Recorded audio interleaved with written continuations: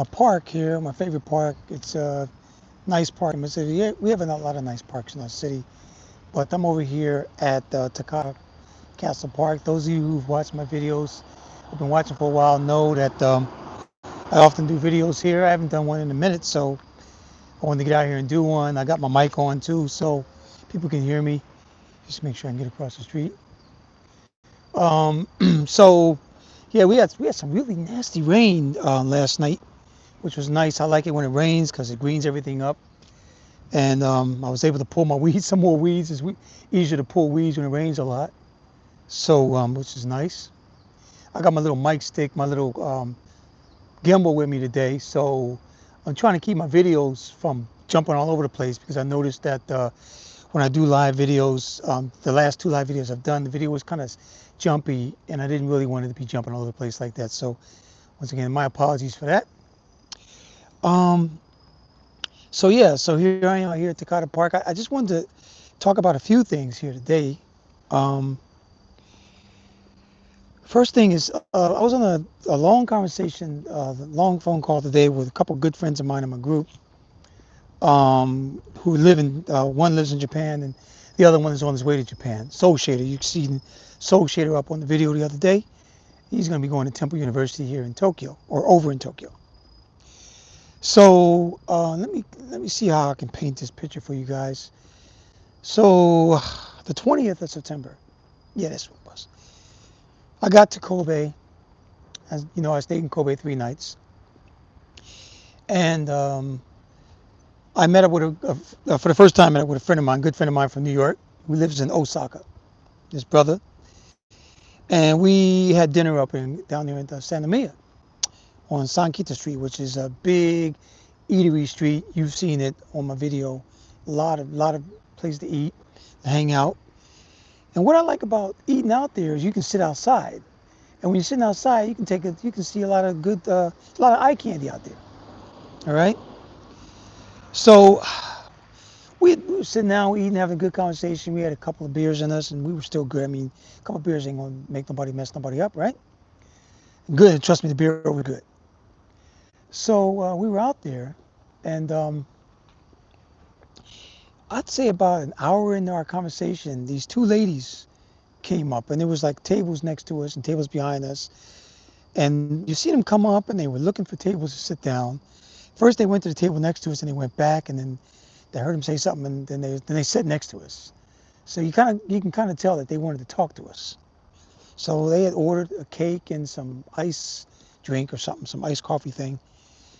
So we said hi to them and everything like that, and we kind of like okay, kind of get back in our conversation. But then they had they were still talking, so we still talked to them. The next thing you know, I said, hey, let's sit with these guys. And then I told the guy that was coming around because we were ordering more stuff. I said, hey, why don't you put this all in the same bill? I'll pay for it. I'll take care of it all. So put it on the same bill.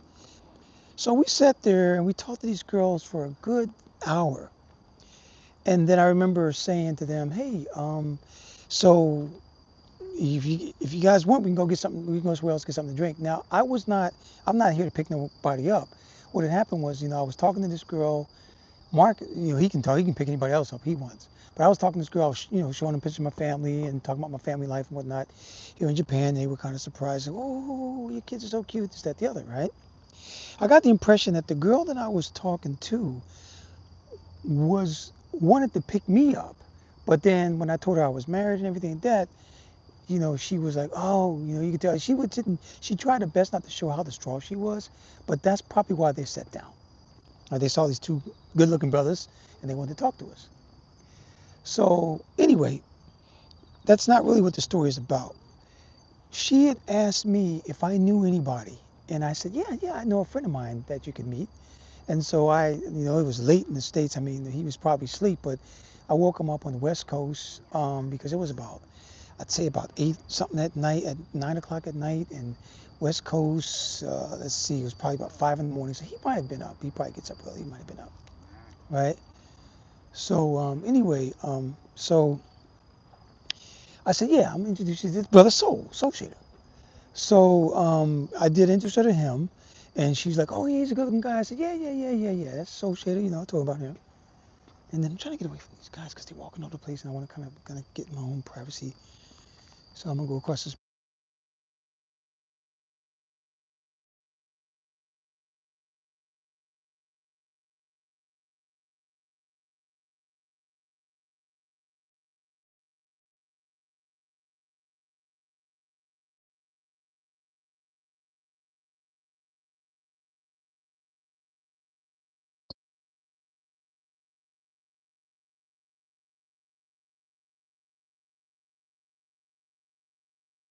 And they went on their way because they had to get back. They had some stuff going on the next day. So, and Mark had to catch the train back to Osaka anyway. So he went on head back.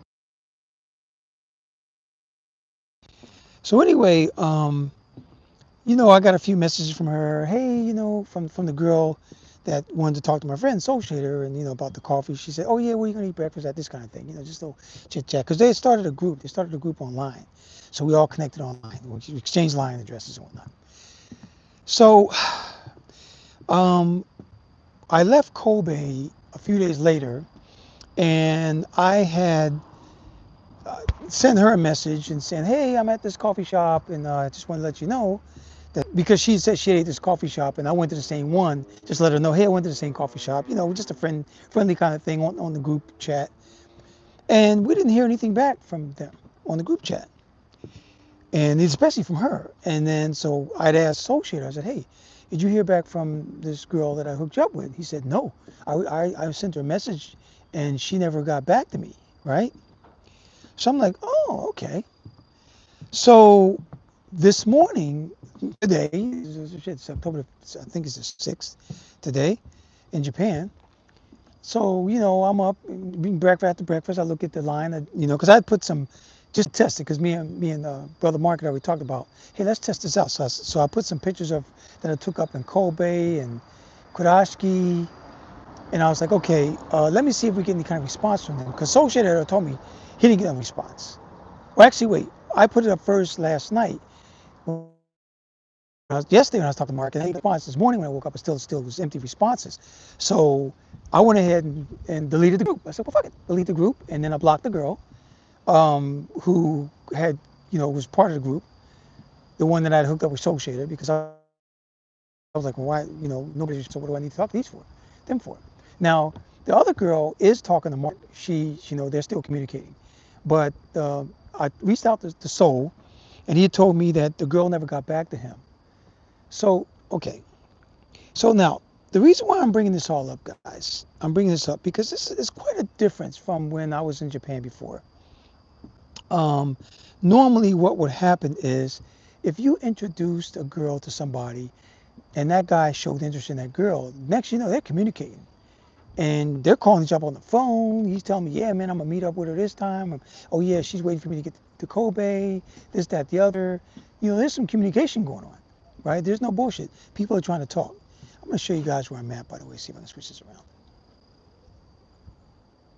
Oh yeah, they won't let me do it on live. I don't know why. Oh, there it is. There it is.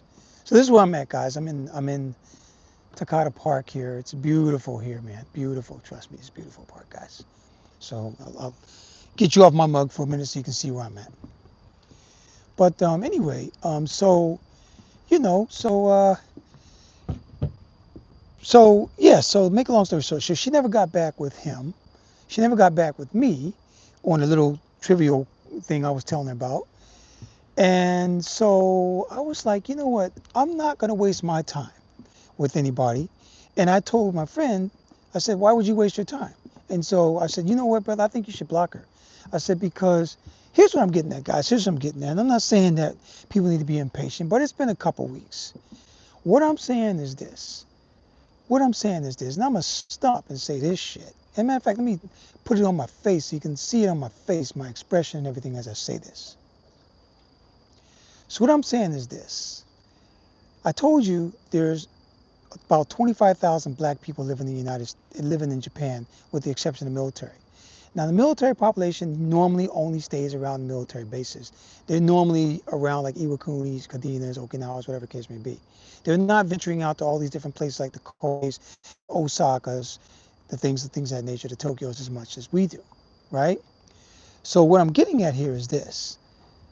If you channel in 25,000 black people living in Japan, 90% of those people are African. So, and then 10% or remaining blacks could be from Britain, America, whatever the case may be. Out of those 10%, like I said, probably 7%, 6% American. And then out of that, how many percent you think are men? So what I'm getting at is there aren't that many American black men living in Japan. And the American black man, I'm not taking anything away from the brothers from Africa or anything like that, but I just know that America, we're at the top of the food chain when it comes, because the Japanese are crazy about America, right? It's true, so even today.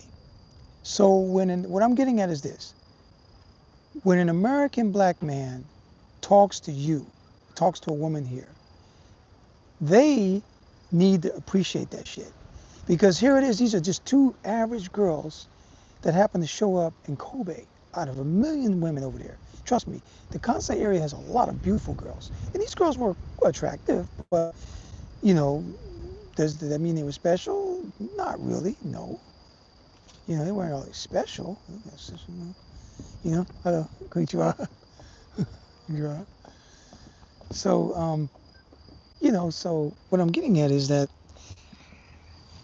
they were special, but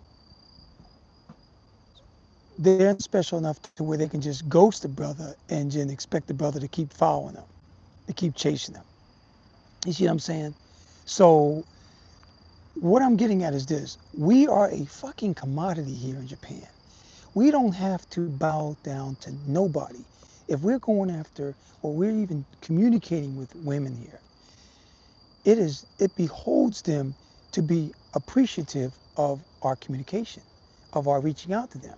Because we could have reached out to anybody. Trust me, on that street that night in Santa Mia, there were so many women waving at us as we were eating. We were trying to eat and they're waving and saying hi and smiling at us. And these two girls happened to sit down next to us and we talked to them, spoke to them. When we could have spoke to anybody out there. Trust me.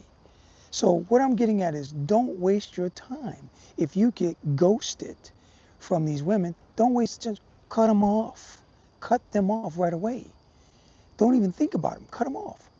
Because trust me, you cut them off, there's 100 more waiting for you to talk to them. 100 more waiting. That's the bottom line. You do not need to waste your time worrying about if a bitch gonna get back to you or something like that. If they don't get back, they want to ghost, they want to play the social media bullshit, cut them off. Shut them out. Shut them down. Shut it down right away. Because the minute you shut them down, you turn your head, there's a couple more over there. And you turn your head, there's more over there. You turn your head, there's more over there. Trust me, there's more all over the place. Let me switch this back around. So that's what you do, brothers. That's what you do. You don't waste your time. Because you are a commodity here. Like I said, there's not that many black men living in Japan. And then if you're a black man, you're a successful black man, a halfway decent brother who got your head together, you're not a Pookie and Ray Ray walking around with your pants hanging halfway down your ass, guess what? If you got some goddamn sense, you the man. You are the man. And you command shit. They don't command shit from you. And the thing about dating women here in Japan, because the women here are traditional. They are traditional. You may run into some bitch in Tokyo that thinks she's liberal and she's this and she's that. She's spent 2 hours in the States and thinking she know every fucking thing. But the bottom line is, when it all comes down to it, she's a traditionalist, okay? And you don't need to talk to her anyway. What I advise brothers is, first of all, you don't want to go out with somebody that speaks perfect English any motherfucking way, because you don't know where they've been. You don't need to been there, done that, bitch, in Japan. You need somebody that's 100% traditional Japanese. That's what you need. Somebody that's traditional Japanese. That's what you need, 100%, bar none. I'm just waiting around because I know there's people, and I kind of want, they're walking the dog and kind of want to walk. I think I'll go this way, then I'll just bypass them. I like walking through this hallway, but it's okay. So what I'm trying to say is, you need to understand that women here are traditional. So what that means, what I mean by traditional, is I mean traditional, feminine women that appreciate a man. And so they are accustomed to the man control. That's what they're accustomed to. So I'm going to tell you this, right now. You don't ask a Japanese woman to do shit. You tell. So let me give you a scenario here. let me give you a scenario here, because I've ran into the situation before when I was a single brother living in Japan. So normally what would happen is when me and a friend would hook up with two girls at a restaurant like me and Mark did, just out of the blue, what I would normally do is I would make sure I'm sitting next to the girl, because usually tables are set up like that where you can sit four, right? This was a weird table because they had two. There was a long rectangle shaped table, so me and Mark actually sat at each end of the table, and the girls sat at two chairs in the middle. And then if you wanted, you can put two more chairs on the other end, so you can seat six. So it was a kind of like a irregular seating arrangement. Let's put it that way. But here's what I would normally do, and you got to feel it out. I'm not telling you just go up there and just shove your hand down on the thighs. But what you do is you sit there and you got a good conversation going, and you start rubbing your leg against her legs, and or just like not in a blatant way, but a vulgar way, but just a little touch, see what kind of reaction you get. And if they're not moving, then you get a little closer, or you just don't even really move closer. You just move your leg closer under, because nobody knows what's going on under the table, right? And then if you start to feel like everything is all right, then you just start putting your hand on your own thigh, and then next you put your hand on her thigh. And if she's not moving around, then you might decide to go elsewhere. I mean, you don't want to go too far in because you don't know this girl and this girl don't know you, but that's going to give you some kind of indication on what's going to be happening later on with this. But basically what I'm saying is this: you control the show. You control the show. Now, granted, you really have to feel this out because you don't want to put yourself in a situation where you're going to get in any trouble from touching a woman on her thigh. But usually Japanese girls don't really complain about that kind of shit, especially if you know they like you. And you can tell they like you because they're listening to you, they're into you, they're paying so much attention, they're hanging on every single word that's coming out of your mouth. That's how you can tell that they like you, okay? But, okay, so let's say you get them to like you and everything is all hunky-dory and this, that, the other. Now, that's what I've done in the past. Literally, I put my hand on thigh, I put my hand between thigh in the restaurants after a few hours of talking to them when I knew they was comfortable. I've kissed them on the neck. They get all hot and bothered. I was up in Misawa one time and I had the girl in my room the same night, even though I wasn't, I had to take her back on the Air Force Base or some shit. But I remember that experience vividly. Okay, other women, I'm in the Love Motel with them that same night. That doesn't normally happen today, but you can pretty much get the message. It's still going to happen. It won't happen as quick as it used to. But basically what I'm trying to say is you got to be a man. You got to be confident in what it is. Now, if you happen to try to go a little bit too far and they don't want to do it, then you're like, oh, okay, I'm sorry. I didn't, maybe I misunderstood the situation. And then you kind of cool down the conversation and then you move on to the next one. Because that means that one is not, either she's not interested in you or she's got a boyfriend and she's not saying anything about it. See, that's what's up with that. But I'm just giving you a little bit of pointers on that because that is how it goes. But basically what I'm getting at is this: you are the man in Japan. You call the shots. They don't call shit. You call the shots, and you have to remember that. This is not the West. And a lot of times what happens with guys, and I don't know why I don't see my chats here. Usually I see a chat, but I don't see a chat here. I thought I would see a chat somewhere, but I don't. Just trying to bring up more options here because I can always chat with guys. Is this a chat thing right here? Oh, here we go. Okay, all messages. What the hell is this? Oh, there we go. Okay, I got the chats in there now. So this guy said, do you want more colored American men in Japan? I'm not caring about whether we get more colored American men in Japan or not, Amani. But basically, I'm just here to give whatever colored men we have in Japan advice. Yeah, there you go. And not just colored men, any man. But I'm just here to give guys advice because I live in Japan and I know Japan and I've been living here over 12 years altogether. So I've been affiliated with Japan for 40 years now. And I've been living in Japan on and off for 12 years, and this third time is over 2.5 years. So okay, so you're in Yokohama. Okay, you're from LA. And if you're black and you're from LA, that means we're more than likely we're fam, because I got a lot of family in LA, even though I'm from Philly, because we're doing the slave trades from the late 1830s. A lot of our people were sold down the deep south, and people in LA, a lot of them come from the deep south, the Louisianas, the Texases, the Mississippi, Alabamas. Same thing up in Oakland. They went that route. Virginia's, Maryland, went up to Philly, New York to see Detroit area, and so on. But yeah. So yeah, Yokohama's a nice spot, by the way. I love Yokohama. But I'm here to tell you, brothers, though. So yeah, so I'm not saying that I want more colored men in Japan. But let me see. So yeah, you've been in Japan over 28 years, and that's good. Okay. Now, one thing I do want to say is that it doesn't matter how long we've been in, even though we've been in as long as we have. It doesn't mean that we are experts on Japan, because in Japan you're always constantly learning about things, right? And I'm sure you can attest to that. It's a learning experience in Japan. It's a constant learning experience. Because even if you've been here, like I've been affiliated with this country for 40 years, and still I see things that I don't know, or that I have to learn. So but other than that, it's a beautiful life. And that, I'm glad you've been here 28 years, because that means you've been 28 years out of the fucking matrix in the U.S. There's 28 years you have to deal with the bullshit over there, which is good. But yeah, to answer your question, yeah, I'm not looking to get more colored people in Japan. I don't want to use the word colored. Black people in Japan. I'm looking more at educating the black man in Japan on when he does get here, or if he is living here.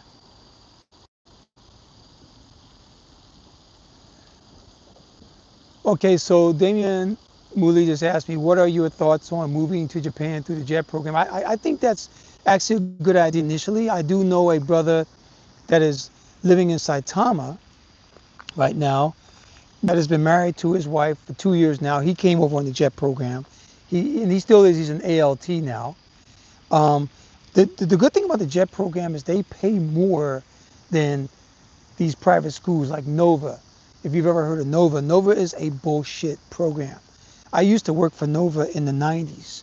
I lived in Japan, in Osaka. I worked for Nova.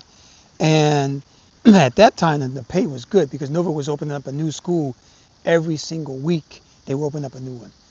But they went bankrupt in 2006, I think, 6 or 7, one of those years. I think it was 2006. They went bankrupt, and because the owner was basically a greedy bastard, that all he cared about was himself. I know him because I met him a lot, because I used to work up at the headquarters before that program. And every time I see him in the elevator, he was a complete asshole. So, and then of course we found out why, because he was basically taking money from his company. Ended up in jail and taking money from the students by promising them classes, but never really giving them the class that he promised them. See, so they got wind of that. The good thing about Japan is when they start complaining, the government listens. So that's what happened with that. But yeah, I think the JET program is better than the private program. So yeah, let me get back to the relationships. So, and I may call this relationships or something. I don't know what I'm going to call this, but basically, I wanted to do this video because we were talking about being ghosted, and I'm just here to tell you, brothers, that if a bitch ghosts you, that's when you cut them off. You don't need to worry about her. You see guys out there, oh man, she didn't call me yet. What am I going to do, man? What did she like me? What did she? What do you worry about? Brothers, we're men. Men don't worry about that kind of shit. We don't think about that kind of shit. The reason why what changed me with my thinking of being a man, what changed my thinking? I'm going to put this back on me so you can see what I mean.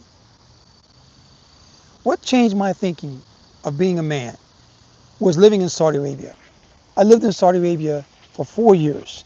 And what I liked about Saudi Arabia was how all the men treated each other with the utmost respect. You walk down the street, you see another man, and that man is going to say hi to you, and what's up, assalamu alaikum. You say, oh, salaikum salam, back at him. It's like, hey, what's up, brother? How you doing, brother? Why you doing? No, brother, how you doing? How's your family, brother? You never ask a man in Saudi Arabia, how's his wife?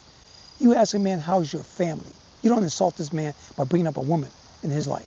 You ask the man, how's your family? That's how you speak in Saudi Arabia, right? So what I'm saying is that,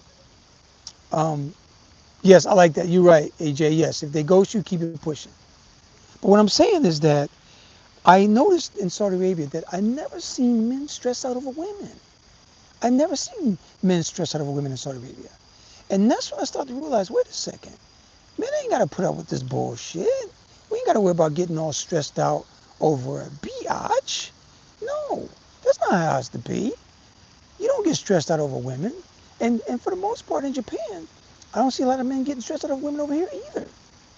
Especially, I'm talking about older guys, because the younger guys got problems. They got self-confidence issues. The younger men in Japan, they got a lot of confidence issues. And women in Japan don't like a man with no confidence. That's why I'm telling you, brothers can get over here and make a killing. Because these women want men. They don't want simps. Don't come over here simping brothers. We don't need no simping brothers over here. We need men. We need real men. The men ain't gonna apologize. Men don't apologize to these women. You don't have to apologize to women. No, you don't have to. I've said sorry to my wife about things that maybe I forgot something, or oh yeah, I forgot to call her babe. Sorry about that. You know, that's the kind of thing. But you don't apologize for being a man. And Japanese women don't expect you to do that either. In fact, if you're simping in Japan, they're gonna run over you. They're gonna run over you hard. You know why? Because they don't know how to handle simps. They don't know how to deal with simps in Japan. You gotta be a man. They don't know how to deal with simps. Hey, what's up, brother? Oh, yeah, we're going to talk about that Colombia. Okay, you brought that up. Give me a minute on that. He said, peace, PSP. I'd rather be in Japan than Colombia. Um, but no, like I said, you got to be a man. Men don't need to stress. I'm serious, brothers. I didn't see guys get stressed out. The 4 years I lived in Saudi Arabia, nobody was stressed out. Nobody was stressed out. So his brother's saying that women in Colombia want simps. Yeah, because they're looking at the movies and shit. So So that's what I'm saying, brothers. This Japan is not a simp country. It's not a simp country at all. You come over here, you be yourself. But see, the problem that brother's going to run into is that the West is going to be still stuck in your mind. The West is still on you. It's all over you. I can tell a brother that just got here because I walk down the street, I see his body language. I can always like look at him like, oh man, you're draped in Western coal. I call it Western coal. You're draped in that Western coal, a Western suit or whatever. You see what I'm saying? And then the longer they live here, you start to see the color come back in the brother. All of a sudden, the beautiful blackness starts to show back up again, right? Because we have beautiful black skin, brothers. You know, the beautiful black. I'm not dark enough. I need to be darker. Trust me, I like to be darker, as dark as the street, if I will. But if you will, but you know, of course, my ancestral history created this collection for me, as a lot of brothers it has. But what I'm saying is, you see the natural color come back in us. The more we're over here. When you're in the West, the color's not natural. Your image is off. They fuck up your image already. Your whole method is off. Your whole mechanics are off. There you go. Your mechanics are off in the West. So when you get to Japan, you're gonna have to get your mechanics back together before you start to engage. So what I'm here to tell you is, no, men do not need to be stressed out over any of these women. No, you don't get stressed out. If the shit don't work, see ya. She can cry all she wants. If she's crying and apologizing because she screwed up and she pulling her hair out, guess what? Let the bitch pull her hair. She got a lot of hair to pull. That's the way it's got to work. I got that shit from my auntie, my great auntie. She told me my Uncle Joe, right after the war, was stationed in Japan back in late 40s, because you know they wouldn't send any combat veterans to Japan after the war. They only sent veterans that did not fight in the Pacific to Japan. So he was in Japan dating all these Japanese girls, and he told her he was getting on the plane to go home, and she's sitting there crying and pulling her hair out. And my auntie said, "So what happened? What did you do?" He said, "I wasn't worried about it. She had a lot of hair to pull." And that's how you got to fucking play it. That's how you gotta fucking play it. What's up, Cam? Cameron, Coop, what's up? What up? What up, Coop? Big, what's up, brother? What's up? So, you know what I'm saying? I mean, that's how this shit works. That's how it rolls, man. You gotta be men. You don't get stressed. You do not get stressed out on women. But in the West, a lot of brothers are stressing out on females, on women. That is not a stress factor, brothers. I'm sorry. They're not here to stress us out. They're not. They're not here to stress us out. Like I said, I learned this in Saudi Arabia, in the Middle East, when I was around the Middle East, all over that part. I noticed the men were not stressed over females, over women. They didn't get stressed over women. They didn't. And I'll give you one story, because you know I always got examples for shit. I'm going to keep my voice low for a minute because I got people walking by me. Give me a second. So, oh wait, I got my mic on, I'm good. So here's a story for you guys, for you brothers, before I get into the Colombia thing that Joe was telling me about. So, okay, I'm in Saudi Arabia, and I was a trainee. I trained Saudis on aircraft weaponry, right? So, I was an aircraft armament technician. So I loaded all kind of munitions on aircraft, on F-15 aircraft. In the Air Force, I was on B-52s, F-15s, A-7s, F-4s, you name it. I did those. But my big plane, most experience was the F-15, which is to me the best fighter in the world, right? Right.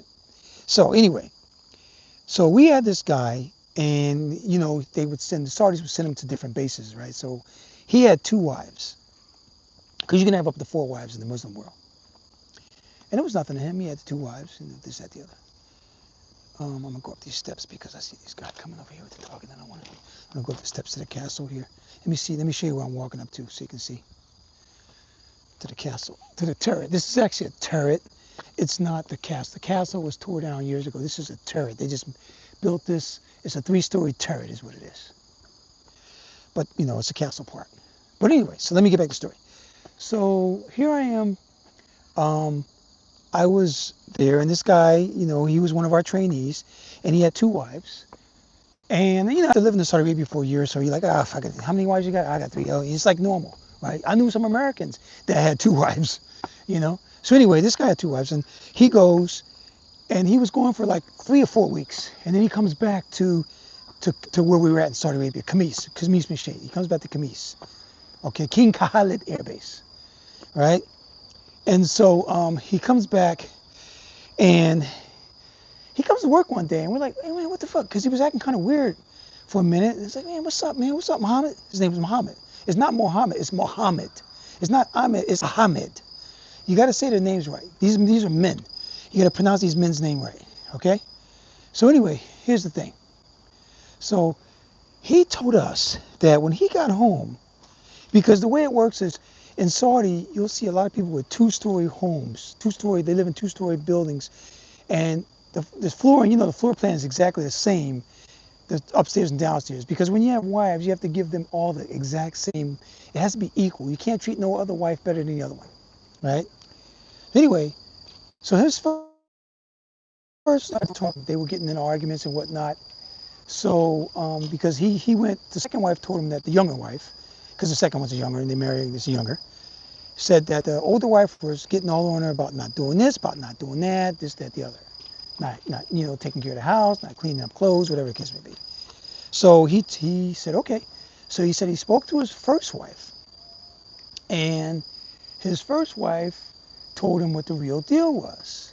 And men can kind of tell. You can kind of tell what's bullshit and what's not, right? If somebody's telling you talking some shit and somebody not, right? You can kind of tell, right? So anyway, he calls up the second wife's dad, because in Saudi Arabia, man, they pay for these women when they get married. They do dowries, yes. Dowry is live. They might give a motherfucker 4 goats, or you know what I'm saying, like, see, that's how they do it. They trade them for animals. They give animals and other gifts to the parents when they marry, the parents of the bride. So apparently he gave more than that, because they also get funds. So he called up her daddy, and he said, oh, thanks, brother. And he told her daddy what was going on with the younger one, the second wife. And so the dad said, okay, well, why don't you just send her back home to me? Okay? Y'all know where this is going. And I'm going to put this on my face, see, because I'm telling the truth about this. I'm going to put this on my face so you know what I mean. So I'm telling you the truth. Because I'm looking you right there in your face. If you were standing here and telling me, I'm telling you straight up. I'm looking at you. If you're standing in front of me, I'm looking right in your face and telling you shit, because it's real. So he sent this second wife home to her daddy. The daddy beat her ass for 2 weeks. Beat her ass. Now, I'm not saying I'm for beating on women, because I'm not. That's just not me. But that's what they do in Saudi Arabia. He beat that woman for 2 weeks. And then, so we were like, okay, so when's your wife come back? When's your wife come back? When's your wife come back? Oh, no, she'll be back. I don't know. So he comes back the Monday following. And he had been back already like 2.5 weeks. And he said that what happened was, the daddy called him up and said, okay, your wife is ready for you now. He went, the wife came back, no more complaints. From the first wife, no more complaints about nothing. She was doing exactly what she's supposed to do as a wife. This is in Saudi Arabia. But what I'm getting at is, that's what I'm saying. The men don't have the stress. He's not going to be stressed out over a woman. He's not. That's not going to happen, guys. He's not going to get. Yes, exactly. Trust me. That's the story. He's not going to be stressed out. So what I'm trying to tell you is this: as a black man, it's already fucking hard that we have to live under the rules of the West. It's hard as fuck, brothers, because in Western Africa, in most parts of Africa, we can have as many women as we want, no problem. But then what happened was the Christians came in, the Muslims, they said, okay, you can have 4 wives. The Christians came in, no, you're gonna have 1 wife, and all this other bullshit. And guess what? Age started increasing. Because you may have changed the way that the man get married, but you can't change the nature of the beast. You see what I'm saying? See? Exactly. That's why he left the States. See? Because it's who made up these fucking rules? Who made the rule that you only supposed to have 1 wife? Who made the rule that you only supposed to have 1 woman? Who made the rule that you can't father as many children as you can as long as you can take care of them? Who made those rules? Because in Africa, in African custom, money is not the value. The value is in the number of human beings that you produce. Men would sit up there and they would talk about not how much money they had. They knew they had the wealth, but they would talk about how many offspring they have. Oh, hello, hello, how are you? How are you, my friend? Oh, what about you? Oh, the first thing they talk about is after they say, how's family? Oh, my 35 children are great and my 15 grandchildren are great. That's how it was in Africa. That's how they used to talk. Not this white man bullshit about, oh, how much money you got. They would talk about how many people are in their family because family is important. You want to know why? Because when you go out in the world and you have 35, 40 kids, guess what? Everywhere you go, you got kids working at the bank. You got kids working at the city office. You got kids in the police department. You got kids in the fire department. You got kids working at the administration center. You got kids at the market. So every fucking way you go, guess what you got? You ain't got to pay shit because your children are working everywhere and your grandkids. Oh, grandpa, this is for you. Oh, grandpa, you need that work done? Don't worry, I got my son to work on that for you. Don't worry, I'll get your grandson. Oh, I'll work on it, daddy. Don't worry about it, daddy. I got this. My yard, I'm doing my own yard work. If I had more children, guess what? My kids be out there doing the yard work. All I got to do is snap my fingers and say, hey, I want you to move this and move that. We'll go ahead and take care of this. And they'll do it. But we've been living under this fucking tutelage for over 400 motherfucking years. So that's what I'm getting at, brothers. So what brings me back to the story? Men don't need to stress out over a woman at all. We don't need to be fucking stressed out over women. We don't. The West has got this shit backwards. They got you watching this Hollywood bullshit, simping and shit. Even fucking Tyler Perry throwing these simp-ass movies up there. They got you believing in all this bullshit. No. The bottom line is you are a man. And the universe has a law of gender.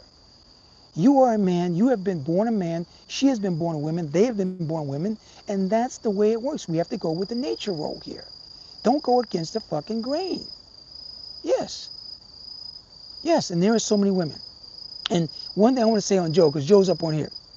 Look, I've been in a lot of countries. And one thing, Joe, you want to allude to this, or you want to allude to this. The one thing you brothers don't do when you're in the country, man, you're young, you walk around, looking good, brothers, we some good looking people. You do not look a woman in her face and start smiling. Because if you look a woman in her face and start smiling, she gonna think you like her. Right? Am I right? Am I right? So if you don't like even in Japan, if you don't like the woman, don't look at them. Because if you look at them, the minute you look at them, especially in the Middle East, because I always got examples for shit. You always got examples for shit. Yeah, I'm lame, yeah. Yep. Thanks, Mean Joe Green. Oh shit, is this who I think it is? Is this the Mean Joe Green who I think it is? Is this my homeboy from Philly, Mean Joe Green? Is this the brother who I've been trying to hook up for years, Mean Joe Green? Please tell me that's you. Please tell me that's West Philly Joe. Please tell me that's you. Is that Mean Joe Green who I know, who finally found me? Is that Mean Joe Green? I don't know. Okay. Yeah, women do get stuck on you if you stand. But anyway, okay. If it's not Mean Joe Green, he says I'm lame, thank you, whatever.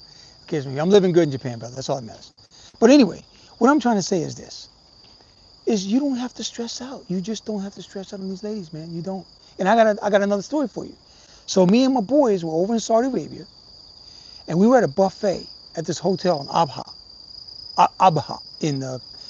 in Asir region of Saudi, which is a high mountain region, which is beautiful, man. It's beautiful. It's not as hot as the rest of the fucking country, right? The princes, they got royal houses, palaces all up in there because it's cooler than the rest of the country. So we're in this place getting a buffet, and I'm looking at this table, and I see like 5 or 6 girls sitting at the table. They look to be about 16, 17-year-old, and they had the dad sitting at the head of the table and the mom at the other end. But this one girl, I kind of spotted her, man. She was beautiful. I looked at her, I kind of smiled a little bit. And you know, I was new, and I think I was there about 6 months. And I had to keep looking at this motherfucker. He know. And her family was looking at me like, hey, you must like our daughter. I'm like, oh shit, what did I do?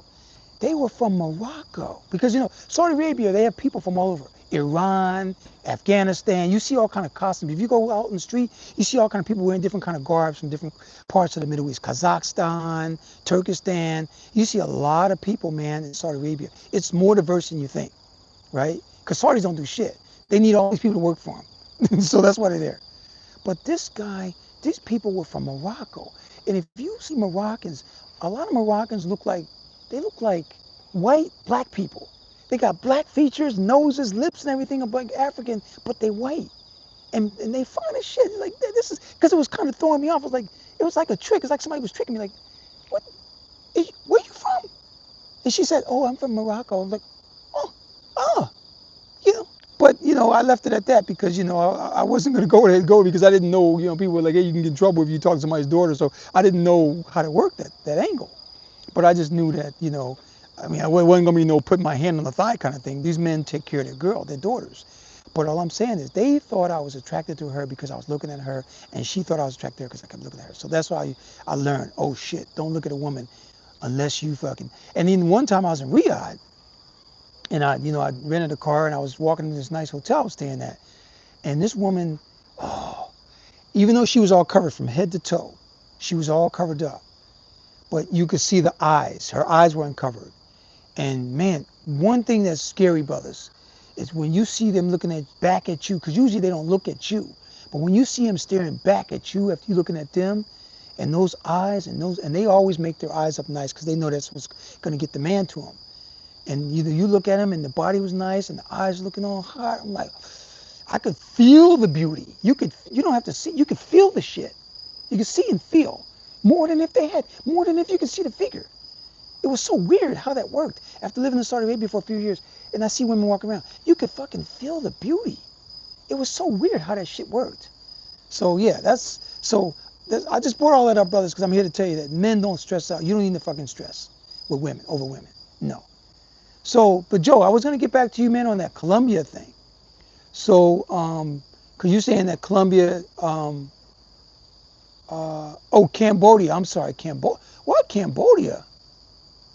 Oh wait, I see it now. Cambodia, because the lighting. It was the text is the same color as my shirt, so that's why I was like, oh shit, Cambodia. What the fuck, bro? You in fucking Cambodia? Kampuchea? Is that what they fucking call it? Kampuchea? Shit, Cambodia. I can't believe they want Sims because one of my classmates was from Cambodia when I was in grad school and in Seattle. And I remember one time she took me to her house because I dropped her off and they invited me in for some coffee or some tea or some stuff like that. And her sister, I think at the time I was like 32 and her sister was like 18, man. And she saw me and she was yelling out, oh my God, he's so fine. I need to talk to him. Oh my God, sister, I want to talk to this man. She was all over me. I was like, what the fuck? She was embarrassing me. Her parents are sitting there. I was like, and I'm sitting there like, once again, like the Morocco experience, like, oh shit, what am I supposed to do? Talk to this girl? What am I supposed to do? You know? But yeah, she was all over me, man. I was like, what the fuck? But anyway, hey, what's up, Andy? What's going on? That's right. Ah, this is my boy Mark. What up, Mark? Hey, brothers, that's the one I was telling you about, Mark, man. We was up in Kobe a few weeks ago. That's what's up, brother. That's right, man. We're here. We just had a talk this morning. You know, I'm talking about the brothers ain't got to deal with the stress and shit and how bitches be ghosting you. And brothers, he just cut them bitches off. Cut them off. They ghost, cut them off. Just cut them off, man. You know.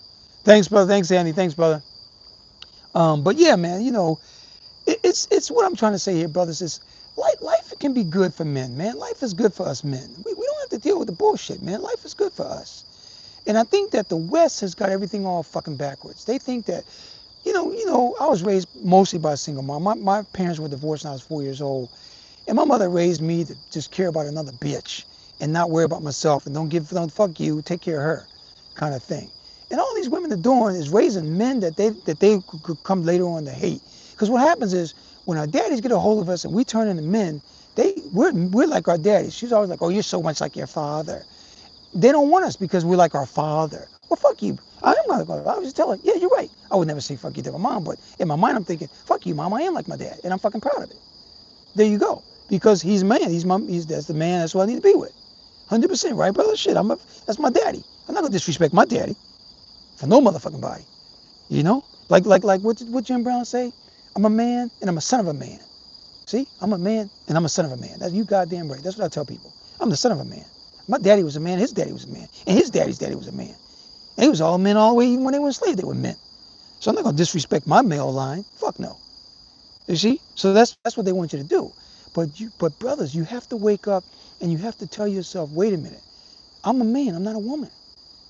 Because you see these commercials in the States. See, they try to reinforce all this bullshit. They try to reinforce it all.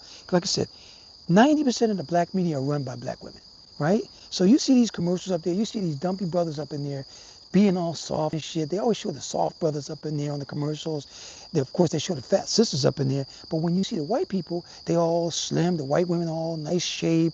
And then the white men are all masculine figures like cowboys and all this other shit. Y'all seen this shit in the States. You've seen that bullshit. That's how they try to set it up. So then they keep reinforcing in brothers' heads in the States. Oh, you just a softie. Or in order for you to get a job, you gotta be soft. In order for you to live good, comfortable, you gotta be soft. I tell you one guy that, and I'm not trying to knock these people, but this is one brother, man, that when I first started watching him on CNN, I thought he was a cool brother at first. Don Lemon. I thought Don Lemon was a cool brother. And so I went to Google him one day. I thought he was a nice, cool brother, man, had like wife and kids and whatnot. Come to find out, man, he was gay. And that kind of threw me off because I was like, what? I was kind of like disappointed because I thought it was another good role of a brother that was running a good family and everything, but it wasn't. Because I know that earlier that one of my brothers up here was like saying, do you want to see more colored people in Japan? I'm not saying I want to see more colored people in Japan, but what I want to say is I like to see the brothers that are here or that are going to come here represent well. Of course, I favor brothers walking around in Japan with a nice, beautiful, young Japanese woman with a belly and a baby in the stroller. To me, that's the brothers I favor. That's the brothers I favor because I know that brothers, when you have a family over here and you run in a family, the Japanese respect you. They give you the utmost respect. You know why? Because they know you are a responsible human being and you're raising productive citizens. They know that. They know that. Yes, brother, you got to. You got to get one, brother. Trust me. You got to get one. Because they respect the heck out of you. They know that you are providing for your family. They know it. And they respect the man that does that. They do. They respect the man that provides for his family. I'm going to turn this back around so you can see where I'm at. So they respect that, brothers. So, so what I'm saying is you have to understand, but with that being said, there's no stress involved. There's no stress. When you go out with these ladies, like I said, if they don't get back to you, cut them off. See ya. I'll give you an example of what should happen. What should happen. So you don't want a Khmer wife. Yeah, Southeast Asian they're a lot different, man. I've dated quite a few Southeast Asians, Thais, Vietnamese, and you know, they're just not my animal.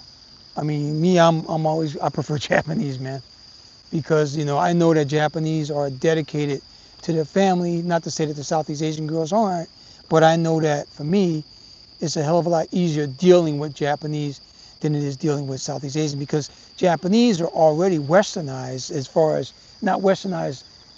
They're traditional Western looking country, but they're not Westerners.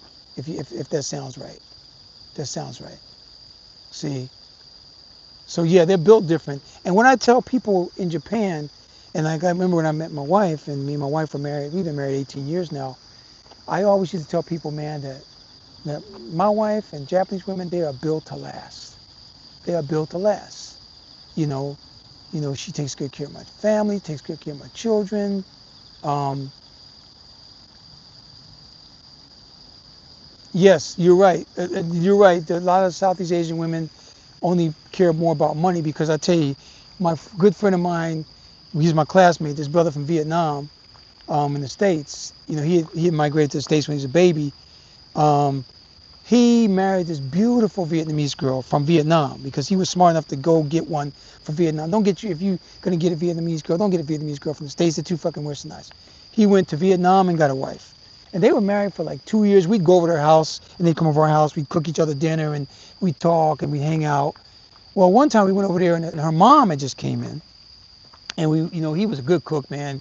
He cooked up some nice fish and some meals and everything. You know, Vietnamese food is really good.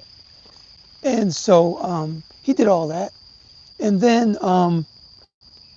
so next thing you know, they're getting divorced. And we're like, what the fuck? What happened? This is like 6 months later, they got divorced. And, you know, I was like, well, what happened? He said her mom was looking at, because he was trying to build his business. And her mom's like, well, you don't make enough money for my daughter. So she told the daughter to divorce him, and she did. Of course, a few years later, he married. He's in his business is big now. He's got a big business now. He runs a painting company, and he's shipping things back and forth between the U.S. and Vietnam. He's got a new Vietnamese wife. She's beautiful. She's young. He's probably got some kids now because I hadn't spoken to him in a few years. So he's happy. And now his ex-wife probably thinking, oh man, I should stay with him. See? So the mom came over and messed it up. That's what happened. The mom messed it up. And then you said, oh, never mind about Vietnamese women. Okay, I see what you're saying. I mean, look, don't get me wrong. You know, they're nice girls. I was dating a few of them in the States. I met this one. She was pretty tall, but she was a Chinese girl from Saigon at the time because she came over to the States. She was a Chinese girl from Saigon. She was like 3 years younger than me, man, and she was fucking fine, you know. And then I had this other one I was dating in Seattle who was French Vietnamese, but she was short, but she had a nice little body. The one thing about Vietnamese girls too is you don't think they got the breasts, you take the top off. I said, God damn, where these titties come from? You know, that's the thing about them. Their bodies group well on them. They're hiding, and they take their clothes off. You're like, damn, I didn't know this kind of body. So that's the thing that tripped me out about Vietnamese. And oh, you from Seattle? Oh, hey, I lived in Seattle for 20 years before we moved back. In fact, that was my last place I lived in. I bought a condo in Central District. I was living in the CD up in 23rd and Jackson, man. My condo was right there. That's what, in fact, when I met my wife, I was living in my condo. And then right down the street from Garfield High School. And then you go one way, you go to Garfield, go the other way, you walk down to Leshai. You walk the left way, you go down to stadiums. I have a view of the stadiums, Puget Sound, downtown, everything, man, from a condo. It was a nice view. But we outgrew it because we know our son was born and we went ahead and bought a house and guess where? Fucking, yeah, the CD, brother. We went down there in fucking Buckley. You know how redneck Buckley is, right? They had a bunch of rednecks down that motherfucker, man. Buckley. Yeah. Shit, so we had to get the fuck up out of here. But and you talk about Trump. Everybody and their brother was into Trump, and they didn't give a shit about the COVID. They wanted to have a motherfucking Halloween party in the middle of COVID. And I just got up there on Facebook one time and said, hey, wait a minute, on the group page, I said, hey, why do you guys want to have a Halloween party? I said, we got the COVID right now. You know, they got all over brothers. Like, man, you need to chill. Why are you such a hater? And I said, I'm not a hater, man. I'm just trying to protect these kids. Why the hell would you want to have a Halloween party in the middle of goddamn COVID? That was in October of 20. These motherfuckers want to have a Halloween party. I said, are you fucking stupid or what? So that's the kind of ignorance I had to deal with. So damn, it's getting dark out here because it gets dark earlier in Japan. It's not even 6 o'clock yet, and it's already getting dark. And you can see how this beautiful park, brothers. But look at this. There's hardly nobody in here, and nobody's bothering me. It's dark, and I'm just chilling up here in Takata Park. Takata Castle Site Park is what we call it. But anyway, yeah, I just wanted to get up here, man, and just tell you brothers about that you don't have to be stressed out over any woman. You really don't have to be stressed out over any woman. You don't. And you have the pick of the field. You can pick any. You see all these leaves out here, man? This is how many women they got in Japan. See? So you see that leaf right there? If that leaf right there doesn't want to talk to you, if that leaf right there is going to ghost you, look how many leaves are around him. How many? In fact, the leaf that wants to go is that one that looks like that. That's an old. That leaf right there is probably about a 45-year-old leaf. That one right there is about a 50. You want to get the greenest, youngest leaf you can fucking find. You see what I'm saying? Because the younger they are, the more enthusiastic they are. I'm not saying that 29 is old, but hey, you know, you can get anybody you fucking want. Trust me.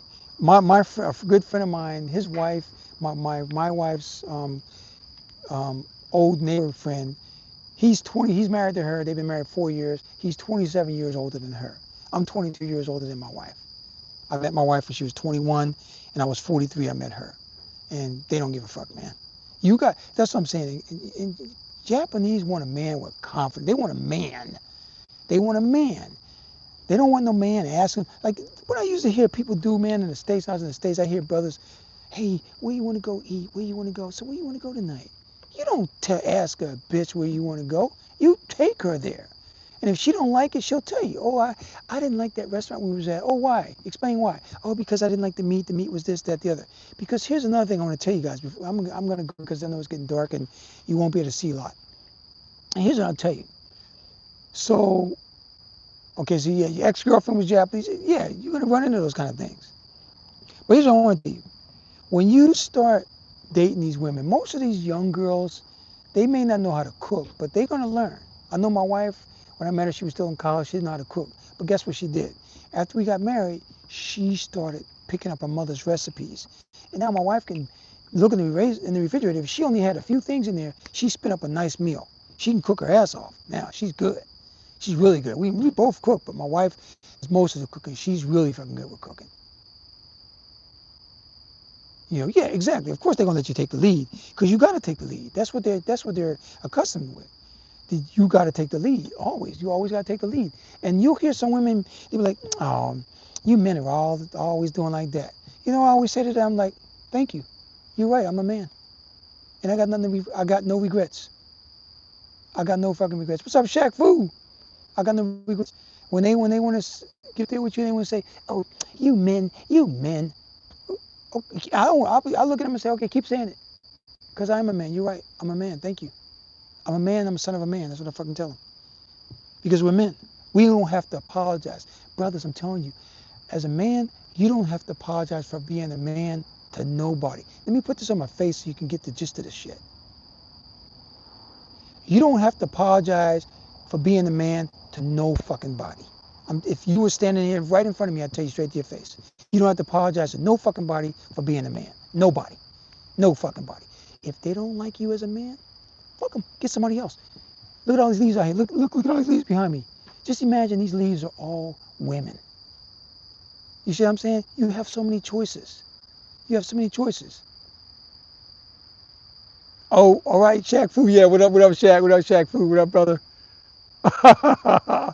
What up? Thanks, bro. Joe, thanks, brother. Thanks, bro. Got some respect back to my brothers, man. Hey, nothing makes me more happy, man, than seeing another black man happy. That's what's up. You know what I'm saying? Nothing makes me more happy than seeing another black man happy. That's what makes me happy. Seeing another black man happy. I don't give a fuck. You know what I'm saying? That's the way it's gotta fucking be. That's it. It's gotta be that way. There's no other way. Because we've been shit on, pissed on, fucking treated like shit in the West for fucking years. For fucking years. People treat us like we don't even belong. Even the white women shit on us. And I tell you what, give you an example on that, because I always got examples for shit. Yeah, it's almost 6 o'clock at night. I always got examples for shit. And let me tell you this, so you show you while I talk. So when I got to Seattle, I got out the Air Force in '92, right? And I was in Seattle, man. And those white girls were all over brothers. Because in Pacific Northwest, they ain't got a lot of blacks in that bitch, right? And Joe knows. Joe's from Seattle, he know, right? And by the way, Joe, I was going to tell you, man, I met Sir Mix-a-Lot, brother. He likes to be called Anthony, though. I met him at a Porsche gathering. When I had my Porsche, man, I went to a show. He was driving his Lambo, or driving a Lambo, because he loves cars. And we have a picture. I'm sorry, on my Facebook. I got to find it. But I remember saying, "Oh, Sir Mix-a-Lot, baby got back." He said, brother, just call me Anthony. He just wants to be called Anthony. So, that's what's up. He know all about the CD too. But no, I was up in Seattle, And back in early '90s, man, the Sonics. We had the Sonics. Remember, man, the Sonics were kicking, man. Sean Kemp, you know, Nate McMillan. The Sonics were rolling, man, in the early '90s. Gary Payton came a little bit later. The Glove. But anyway, I was up there in '92 to '94 the first time I lived in Seattle, and then I went back in '05 and stayed there until '23. But anyway, yeah. It was the best time in Seattle. Trust me, brother. It was. That's when Seattle made fucking sense. Trust me. But these white girls were throwing the panties at it, brother. So I would date a lot of them, and they were cool. But I went back in '05, which is about 13 years later, or 10. Well, actually, I left in '94, so I went back almost 10 years later, a little bit over 10 years later. And the same brothers that I would see rolling up in the clubs, I noticed that some of them be on the street homeless. I was like, what the fuck, why are you homeless, man? You was jamming up there, man, up in fucking celebrities and hanging out at Shilk Show, because Shilk Show up in Seattle, man, Shilk Show had the fucking clubs too, man. Shilk Show had some clubs, fucking Pioneer Square, P Square was jamming, Belltown, they had some clubs around there, right? So anyway, that was a heyday. Oh yeah. Oh yeah. Cam. So yeah. I had leased, man, and I custom built it. I had a 2006 Boxster S, brother. Yep, I had a 2006 Boxster S. I love that baby, man.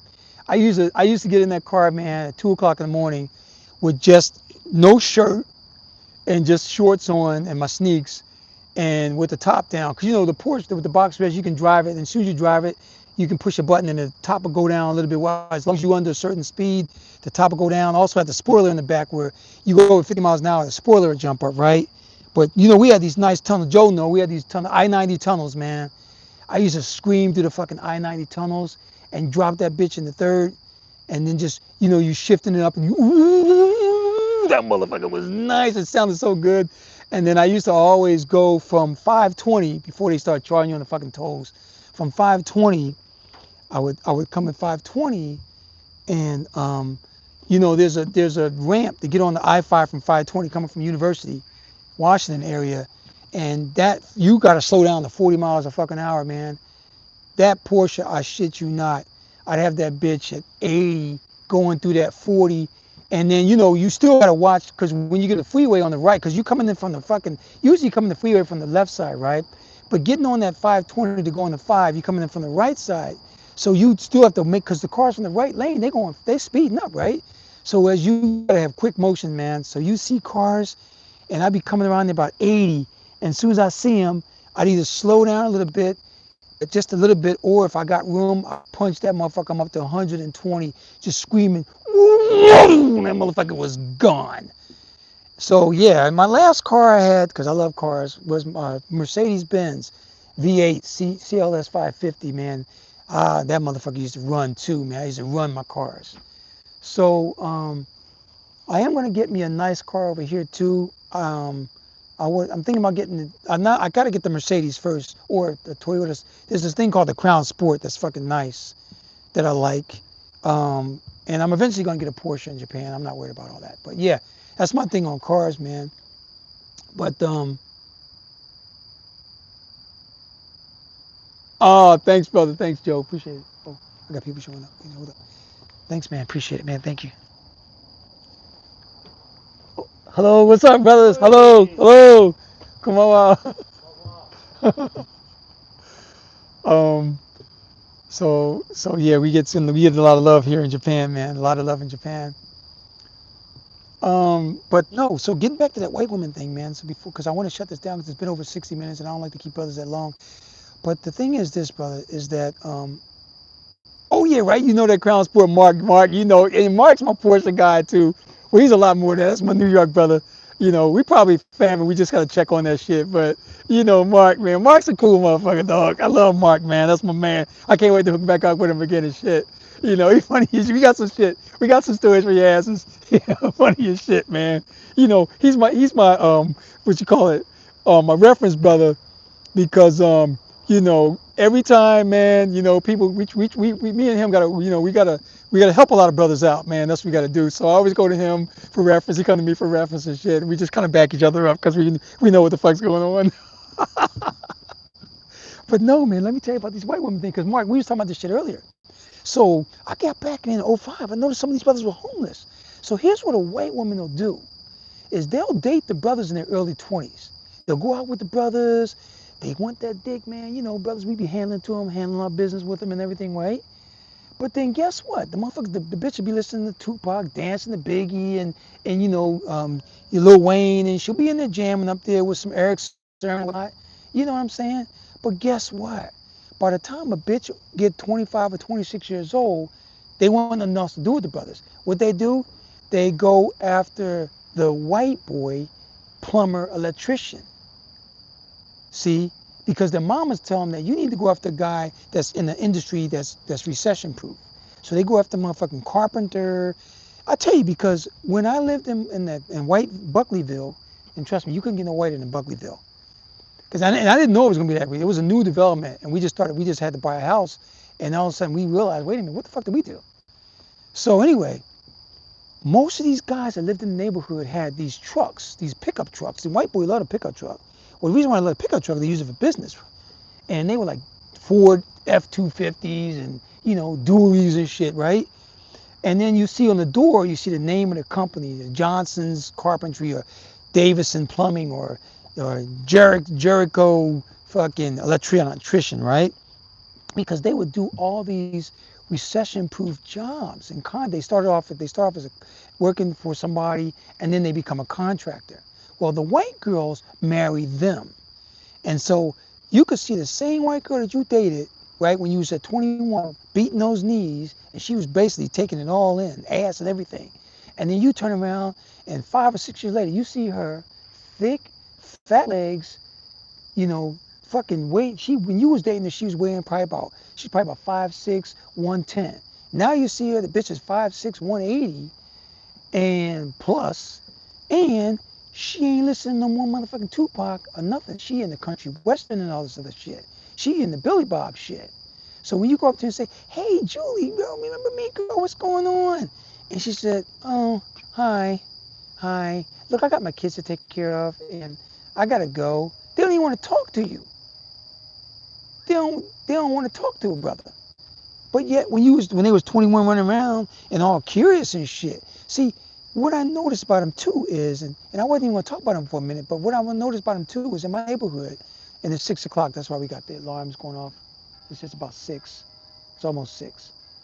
So what I noticed is that they always had a motherfucker working. So every weekend when I was at home, I noticed the garage doors were all open. And white people, man, they got a lot of shit in their garage. They don't know why. They stuff the fuck out of those garages, right? I was able to park both my cars in the garage. They fucking stuff in their shit. And you see the guy out there working on like a carpentry or doing some electronic shit or building some shit for the house they didn't have to build. And unfortunately, a lot of those people didn't have any good, they had some bad fucking taste, man. I'd go over some of their houses, they had some bad taste. And furniture-wise and set design-wise, they needed some serious interior decoration in their homes. So anyway, but what I noticed is that they always had the guys working. You always seem to have to be doing something when you with a white girl. They basically look at people for use, like you got to be useful to them. That's how they are. You got to be useful. Now, we'll say this though.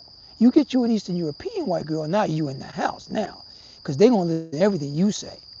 They are feminine, and they going to be on the brother's purpose. Because I know some brothers that are married to some girls from Croatia, Romania, Ukraine. I had this one girl in the States. I worked with a Ukrainian girl. She was all over me, but she knew I had my wife. I was going to get married. And she was always coming to me all the time and said, oh, if you wouldn't get married, I'd be all over you, baby. She would call me baby all the time. And she was fine. She's from Ukraine. See, Russian girls. So you want a white girl? Get you somebody from fucking Eastern Europe or, Russia somewhere. Somebody that's going to listen to you. Somebody that grew up, you're not going to hit them, but they grew up seeing their daddy beat the shit out of their mom over some bullshit. Those kind of women know their place. They know their fucking place. So I just wanted to get up here and mention that, guys, because that's the experience. But yeah, they have to use you. If you're not useful to them, they're not gonna fucking want to be with you. And there it is. There is 6 o'clock now because we get the bells at 6. But I got one last thing, one last story before I go. Yeah, they do. Russian girls love us, man. I'll be like, dos fidaya, baby. Spasiba, baby, spasiba. You know? Yeah. Um, Germany. I was in Frankfurt, man. Yeah, them German girls are fine. In fact, one of my neighbors, he was the only other brother in the neighborhood when I lived in the States in Buckley. His wife was from Germany, and she was a sister, and she was like, her mother was from Mali, like an African, because she was half African and German. Her mother married a German man. And man, she was fun as hell. And she was, because when I met her, she was like a young 22-year-old girl. And when we met her, and he was like 24, and they bought a house and everything. Man, that girl was fine. That German girl was fine as hell. But I don't know about him now. I prefer Eastern European, man. If I'm gonna go white, I prefer Eastern European. You know, that's how I prefer, man. You know, I get me the 21-year-old Ukrainian, man. You know, or the fucking Bulgarian, or for somebody from fucking Latvia. Because Latvia, brothers, I'm going to tell you, and if Mufasa's up here, he know. Latvia, they got so many single women over there, man. They just looking for men. They looking for men in Latvia, brothers. Latvia, Lithuania, those countries, man, they will hunt you down. I knew this brother, man, back when I was in the Air Force. He got off the plane in Copenhagen, up there in Denmark. And him and his other brother, they was just walking down the street. They just got off the fucking plane. They was only here for an hour. And this white girl came up to him, man, and put her arms around him and said, "You coming with me?" And that was it. You want to know where else they got some nice white girls? Fucking Netherlands. Netherlands. One of my boys is married to a Dutch girl, man. They've been married for years. Those girls don't give a fuck. Let me tell you how they work. So he was there in the Air Force too, at Soesterberg. It's basically called Soesterberg. They don't have it anymore for the brothers, but brothers love Soesterberg. I've never been to Soesterberg, but brothers would tell me about that Soesterberg. And he said the Dutch girls, man, were all over a brother.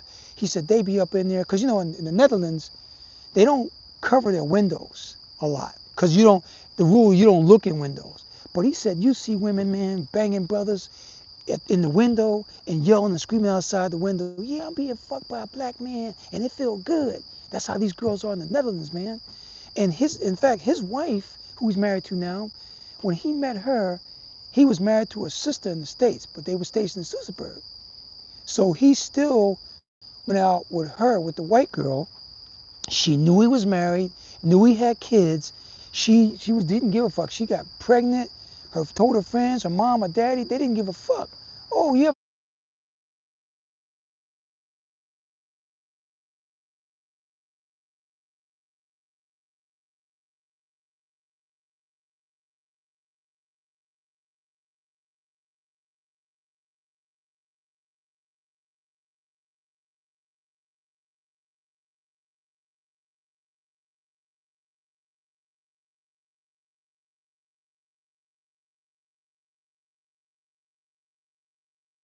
Fucking care in the world in the Netherlands. They're so fucking liberal. And one thing, brothers, do not want to be affiliated with a German. You know World War II. Don't call a Dutch bitch a German. They will be pissed off.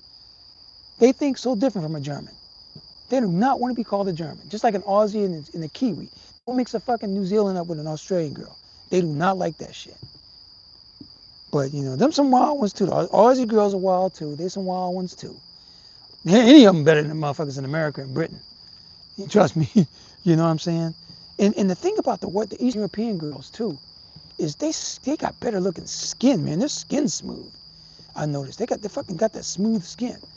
You know what I noticed. Not like the white girls in the States and skin all fucked up. You know, they get fat easy. No, these girls they don't fuck around. They want to stay in shape. They want to keep their body nice. So that's what I know. That was my experience, brother. That's what I noticed. That's why I'm telling you brothers that. But anyway, I'm gonna go, brothers. It's been nice talking with y'all, man. I gotta get back. It's dark. I'm out here at the Castle Park, man, just chilling. But I just want to leave you guys with the takeaway from this whole talk is, you a man, you ain't got to stress out over a woman. If they're going to ghost you, cut them bitches off. You don't need them. This is BSP. I'm out. I'll talk to you brothers in a minute.